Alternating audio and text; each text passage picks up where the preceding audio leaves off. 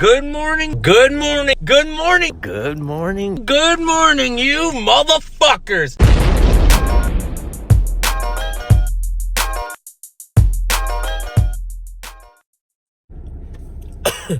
Well, good morning, girls, boys, cats, dogs, mothers, and lovers, and people that are watching and listening to this. How are you guys this morning? Me? Look at this bad hair day. Oh, I need a shower. Oh. Waking up in the morning is so tough, I tell you. I feel like lately I haven't gotten enough sleep, but I'm going to bed at like midnight. So it's like 7.5, 8 hours of sleep. But it feels like it isn't enough, which is so crazy to me. Maybe I'm becoming an old ass man, because I can remember staying up for like 2-3 days straight, no sleep, no problem. But I guess that's the older you get, the more you start appreciating things that you overlooked as a younger kid. You know, I used to think if I wasn't doing something all the time, it was boring. Now I find it comforting doing absolutely nothing, and I find that fun. It's so funny. Like, I remember being younger and being like, man, I don't want to be at home just watching TV. This is stupid. Now I'm like, man, I just want to be at home watching TV. This is amazing. So I guess that's the way life goes. When you're younger, you think everything sucks ass, and when you're older, you're like, wow, this is amazing. So anyway, today's topic, today's thing I'm going to talk about is, guess what? I've been here for 5 years. 5 whole years in New Jersey of the United States of America. And so I just want to tell you guys how I ended up here 5 years ago and what I was doing. So I was obviously living in Great Falls, Montana, and at the Knickerbiker, the best bike shop in the world. Well, it used to be the best bike shop in the world. And I remember sitting around, and I was talking to Travis, and I was like, yo, Travis, I want to go to Interbike this year. And Travis is like, well, you got to get a ticket. I was like, all right, well, let me get a ticket. He's like, all right, well, talk to Henry, and if you get a ticket, you can go to Interbike. And I was like, all right, perfect. So I went up to Henry. I was like, yo, can I get a ticket to go? And I ended up getting a ticket to Las Vegas. Well, I got a plane ticket to Las Vegas. Obviously, that's how I got to Las Vegas. But I ended up getting a ticket for Interbike. And I ended up going. And my goal of going to Interbike every time that I've ever gone to Interbike is to just mingle and get to know people better. And I remember flying, having to fly there and bring my bike is always it's not like the best experience for me ever. I always have the worst luck. Number one, it always seems like taking my bike apart is the biggest pain in the ass. Number two, something always happens to my frame. My frame always gets fucked up. It either gets super scratched up or the airport just straight drops it, and I always find a huge dent. Like, there's always a dent in my frame after I get done, when I land there or when I come back home. My bike's going to get messed up. So anyway, get my bike, everything packed up. I get to Las Vegas. When you get to Las Vegas, it's usually at Mandalay Bay. And you got to walk over there, get to the convention hall. You go to the place where you got to sign up and go and get your pass.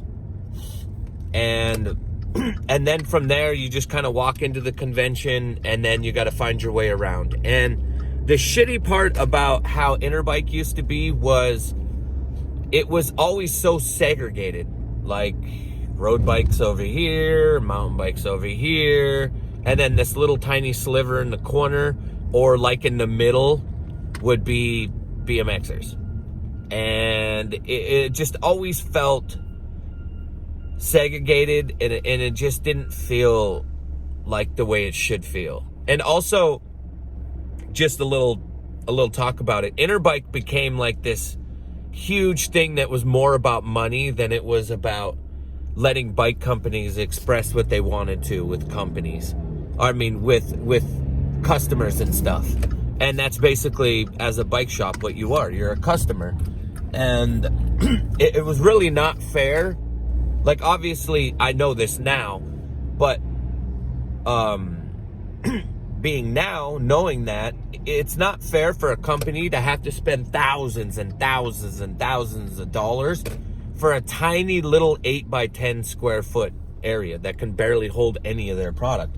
And it's just, it didn't make any sense for any company to go to these, but they knew they had to because everyone was going to them. And I'm glad that now there's Cabda. Cabda has come over and they've taken over for Interbike, and they've made it 20 times better. They have 3 spots. They're going to be in San Diego, Chicago, and New Jersey. And everything is fair priced, and it's not segregated. It's everybody's everywhere. But anyway, I remember, I just remember going to Interbike and being like, yo, I just want to go and hang out at the Merit booth. And speaking of prices and stuff, it made no sense for companies at this time to have booths anymore. So everybody would buy suites. They would buy a big, huge hotel room, and you would get a card, and you would go knock, and you'd go and hang out with the booth, or you go and hang out in their booth. And it so happened that Merit, like, I can't even remember, it was like on the 20th something floor, they bought this huge suite. And I remember knocking on the door, Mike Brennan and Sean answering, and it was like they had all of their parts that were coming out, because that was the part about Interbike, was for BMX, it was seeing what parts were coming out next year. We don't have it like we have it now. Now it's like, you see everything on the internet. Everything's on Instagram. There's no like secrets anymore. Back then, you used to wait in a magazine, and a magazine at the end would have an outlook, and you would look in the magazine and be like, oh shit, this is coming. Or you got to go to Interbike, and when you went to Interbike, that's where you got to see all the brand new stuff that was coming for the next year, for the spring. So I remember walking in there, and it was my first time meeting Sean. Sean's the other owner of Merit BMX, and just hanging out. And I stayed. This is how crazy I am. I didn't leave their room. I got there probably in the morning, and I didn't leave until they had to go, which was like 8 o'clock at night, 7 o'clock at night. And I remember just sitting at their booth, or they had a table where people would come in, and I was just talking about their product to people, and people were thinking I was working there. I wasn't working there. I just really appreciated the bike parts, and I just really liked the company. So it was something that I could vibe with really well. And I remember leaving at that time, and when I go to Interbike, I ride. I go and ride street, and I ride the skate parks there. And the next day, I ended up filming a bike part. I went out and rode street, and I literally filmed like a 3-minute bike part. Now, I didn't get like the biggest gangbanging clips of the world, but I did get a good amount. Like I seriously did, and I really liked the video part. Obviously, it got taken down because stupid YouTube and its music copyright infringements. But ended up riding my bike, and I don't party, I don't drink, I don't go to Vegas to get all fucked up and do all that stuff like some people do. There's nothing wrong with that. If that's what you like to do, that's fine. You're on vacation. Me, I just like to ride my bike. So I ended up waking up and I went right back to the Merit booth. And I hung out at the Merit booth for 3 days straight. 2 days straight. And then I ended up leaving and going to ride street. And I rode street because my plane was coming in at like 10 o'clock. I knew I couldn't go to bed and I could only get a ride from my friend George Bugby, Metal George in Vegas. So I ended up riding street from, what time was it? I think it was 5 o'clock in the afternoon till 8 in the morning. I rode street from 5 o'clock in the afternoon till 8 in the morning the next day. So I rode like 15 hours straight. And then we parked on the side of the highway. I took my bike apart, got to the airport, and I ended up flying back to Montana. And just looking back, I had a really amazing, great time. And I was home. Oh yeah, by the way, I had my birthday in Vegas. So when we were there at Interbike, it was my birthday. So I basically gave myself a birthday present of riding my bike in Las Vegas and hanging out with them. So I ended up getting home, and I was home for a few weeks, and I ended up getting a call from Mike over at Merit. And they were asking me if I was interested in a position there working as their sales rep. And I said, fuck yes. I said, when? What do we got to do? So we sat, we talked about it. We Skyped, had an interview, and then like 3 days later, I ended up selling everything that I had. I took everything out of my storage unit. I took everything from my mom's house. And whatever I could, I just packed into my car. I packed my bike. I packed my computer. I packed everything that I loved and cherished and belonged to me. I packed it in my car, and I got ready to start my adventure to drive into New Jersey. Now, I had never, ever been to the East Coast. I had no clue where I was going to live. I just knew I had a job, and I knew that if I just worked a couple weeks, I would get a paycheck, and then I could just go and get a place to stay. I didn't care. I was just going to sleep in my car, which I eventually did. So,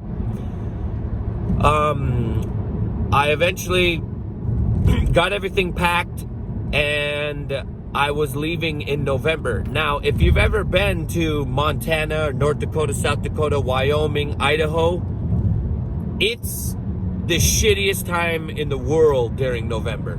There was so much snow. It was so bad.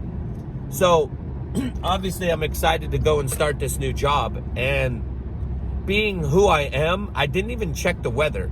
So, I remember packing everything up. I packed everything up, and I realized that I needed to check the weather, and I couldn't go the way that I needed to go. So normally what you would do if you're going to New Jersey, you would do Montana and then drive through Montana to the east, and then you would go through North Dakota, and then there's parts of like Minnesota, and then you get to Chicago. And then from Chicago, you get all the way through Pennsylvania, and then you get to New Jersey. Well, that shit didn't work for me. What ended up happening for me was I ended up driving through multiple blizzards. So, not driving through, but there was multiple blizzards. So what I had to do was I had to skip certain things. So instead of going east, I had to go south. So I had to drive all the way through Montana. Driving all the way from north to south Montana is 12 hours. So I drove 12 hours from north to south, And then from there, I had to go to the bottom southeast, like southwest of Wyoming to skip everything that was in Wyoming. And then I had to drive like a little, I don't know if it was Iowa or something crazy like that. And then I had to go all the way through Nebraska. Then I had to drive up to get to Chicago so I could skip North Dakota and Minnesota and parts of Montana that were having blizzards. So I ended up driving, I believe it was 54 or 56 hours to get to New Jersey. And I barely slept. Like, I slept, but I didn't sleep. I slept like 2 hours here, 3 hours there. And by the time that I got to New Jersey, I had one of those horrible GPSs that you plug into, like, you know, your lighter system into your car. And then, you know, you try to use that thing. I got it from Walmart, a TomTom, and the thing was a piece of shit. I got lost so many times, it was unbelievable. But I didn't give a shit. I wanted to better my life. I needed to get out of Great Falls, Montana, and this was my chance to work in the BMX industry. And people ask me all the time, Ricky, how can I make it? How can I work at the BMX industry? Well, if there's any conventions like coming up in January 15th and 16th, and you work at a bike shop, or you don't work at a bike shop and you're going to get a job at a bike shop, go to CABDA. CABDA's the new thing. And then in February and then in March is going to be the other ones. But take those chances. That's what you need to do, because that's what I did. I went to Interbike. I met up with a company that I really liked, and somehow I impressed them, and I ended up getting a job. And 5 years later, here I am. I'm in New Jersey, living here. And now, here's the funny part. I didn't know what I was getting into. I have no clue what the East Coast is like. It's fast living. It's expensive. Everybody is very much horned in on who they are and what they are, and it's me, myself, and I here. And you just have to be that way. Like, if I could show you guys right now, I am in bumper-to-bumper traffic. I'm on the highway. The speed limit is 65. I'm going 12 miles an hour. All right? I am trying to go to work. This is me every single day. I have 2 hours until I have to be to work, and I have to make an hour to 2 hours of my time so I can get to work. That's just how it goes, because the traffic is always bad here, no matter what. It's such high population, and it's so, the density here, it's just bad. But that's kind of the thing that I did.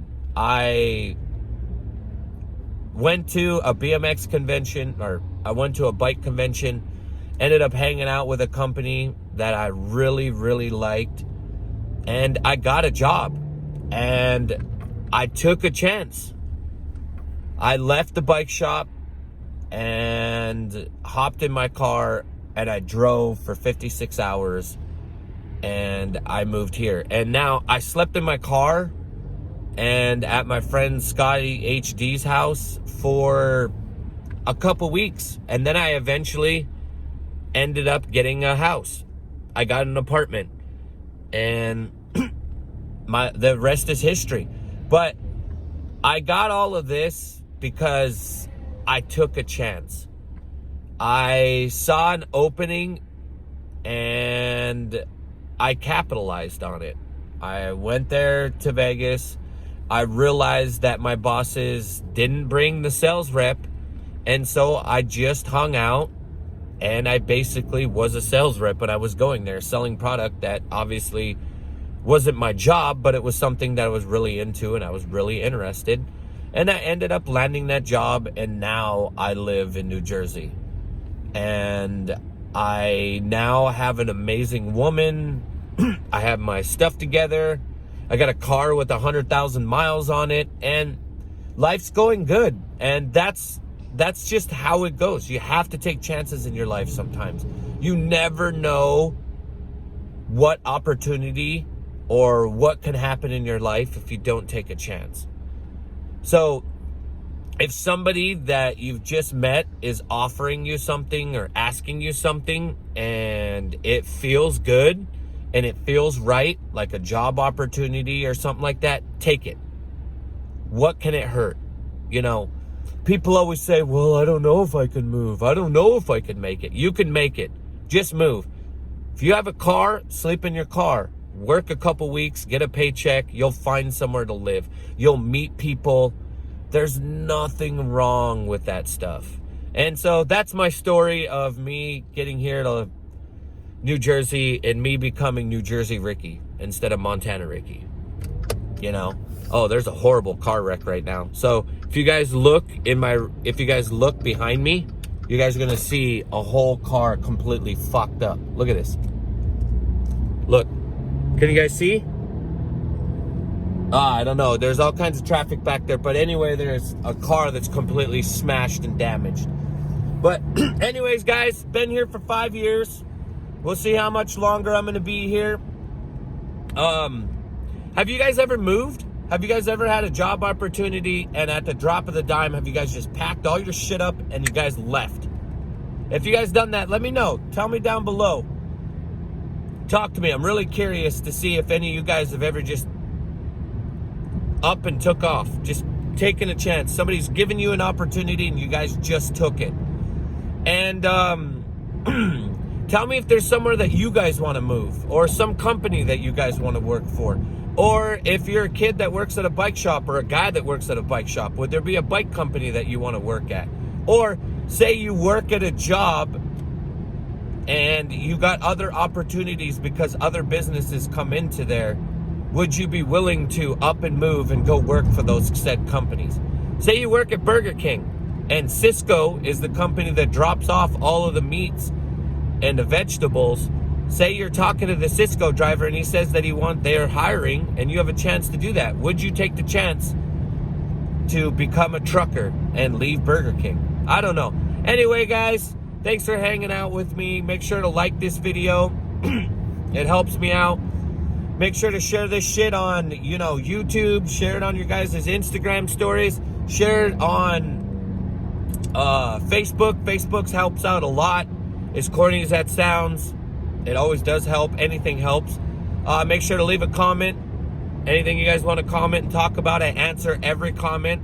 It's a good place. It's great for us to have a conversation. And obviously hit the notification bell so you guys can be notified and YouTube lets you guys know when my next video drops. I love every single one of you guys. Have the greatest day in the world, and thanks for hanging out with me for the last 20-something minutes.